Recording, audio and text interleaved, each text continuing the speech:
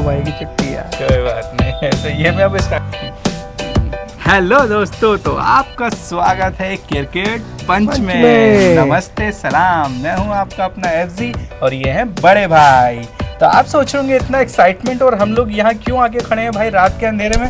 अंदर black pen है, ऊपर वाइट, क्योंकि भाई हो रखे हैं आज हम मैन इन ब्लैक। तो इसलिए हम आके खड़े हुए हैं क्योंकि इंडिया ने फिर से जो चाहा था वही करके दिखाया। जिम्बाब्वे को भाई गाड़ दिया है अंदर। क्यों बड़े भाई? बिल्कुल जी, धो डाला। बहुत बुरी तरीके से इंडिया ने धोया है और एक्सपेक्टेड था, हम तो एक्सपेक्ट करते भाई 350 ना बना दे कहीं, पर कोई बात नहीं यार, 250 भी चलते हैं, कोई बुरी बात नहीं है। सेकंड हाईएस्ट टोटल हो गया है ये T20 वर्ल्ड कप का। बिल्कुल, मैं तो पहले ही कह रहा था कि इंडिया भूत बनाएगी, लेकिन उससे पहले क्या किया कि साउथ अफ्रीका ने आके भूत बना दिया।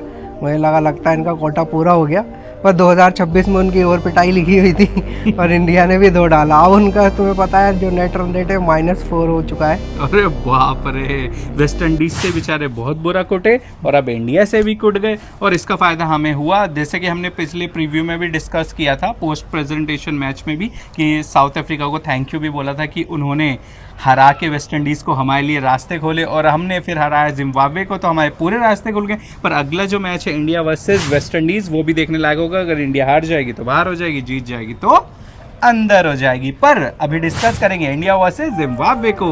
तो कौन कौन से बैट्समैन ने धूम मचाई है बड़े भाई, बताएंगे?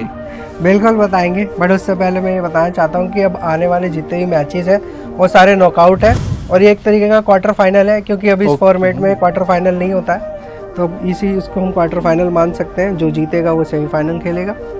ओ, तो क्वार्टर फाइनल को तो यार हम भूल ही गए थे, दिमाग से उतर ही गया था कि क्वार्टर फाइनल भी होता है।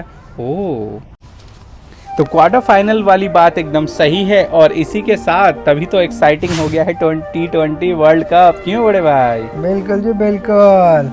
और जैसा कि देखा जाए इंडिया ने बहुत अच्छी बैटिंग करी और उन्हें करनी थी। अगर इसमें नहीं करते तो यार फिर सपोर्ट नहीं करने वाला था, फिर तो मैं बरस जाता हमारी टीम पर इन्होंने भाई बरसने नहीं दिया, बचा ली अपनी जान। नेगेटिव वीडियो नहीं बन रही है, इसलिए पॉजिटिव बन रही है। कुछ ज़्यादा तो नहीं सच बोल दिया, पर यार क्या करें, हम तो दिल से बोलते हैं, ये इसका नाम ही है क्रिकेट पंच।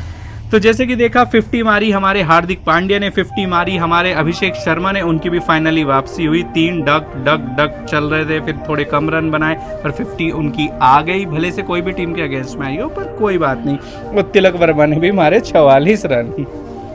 एग्जैक्टली। जहाँ तक लास्ट की बात करें तो दोनों के बीच में रेस चल रही थी, हार्दिक पांड्या वर्सेस तिलक वर्मा की कौन पहले हाफ सेंचुरी पूरी करेगा।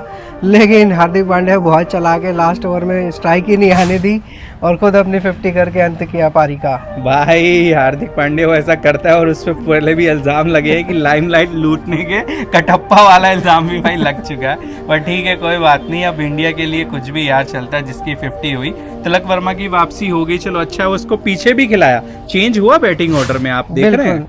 एक्चुअली ये चेंज उन्हें करना पड़ा क्योंकि रिंकू सिंह नहीं थे, तो उनका रोल किसी को देना था, तो फिर तिलक वर्मा को ये जिम्मेदारी दी गई कि रिंकू सिंह नहीं है तो आप उनका रोल प्ले करोगे, तो इसलिए थोड़ा लोअर बैटिंग में उनको खिलाया गया और संजू सैमसन की वापसी करी।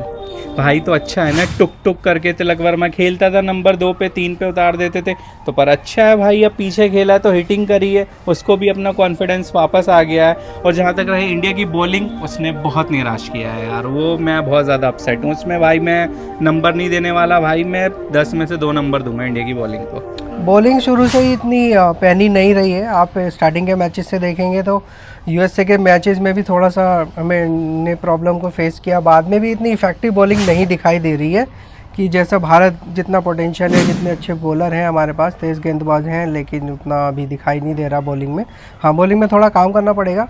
और जो एक और सवाल है या चीज़ समझ में नहीं आ रही है कि पावर प्ले में जसप्रीत बुमराह को बाहर रखा जा रहा है। ये क्या बता भाई, गौतम गंभीर चाचा की कोई नई स्ट्रेटेजी है? उनकी स्ट्रेटेजी भाई किसी दिन पार भी करा सकती है, ज़्यादातर लगता है मरवा ना दे। पर यार बॉलिंग से मैं खासा निराश हूँ, तुमने भी कहा जैसे बड़े भाई, इस पे तो वर्क करना पड़ेगा इंडिया को, क्योंकि अगर स्ट्रॉन्ग टीम्स के सामने फिर आप फंस जाएंगे भाई, वो फिर सेंचुरियाँ मार देगा उनका कोई भी प्लेयर और आप नहीं बचा पाएंगे, आप डिफेंड नहीं कर पाएंगे। बॉलिंग पे तो काम करना ही पड़ेगा। पर खैर कोई बात नहीं, अगला मैच है इंडिया वर्सेस वेस्ट इंडीज, उसके लिए तो हम होपफुल ही हैं। और अपडेट्स के लिए आपको कहाँ आना है? क्रिकेट पंच में। और चैनल को क्या करना है? Subscribe, like.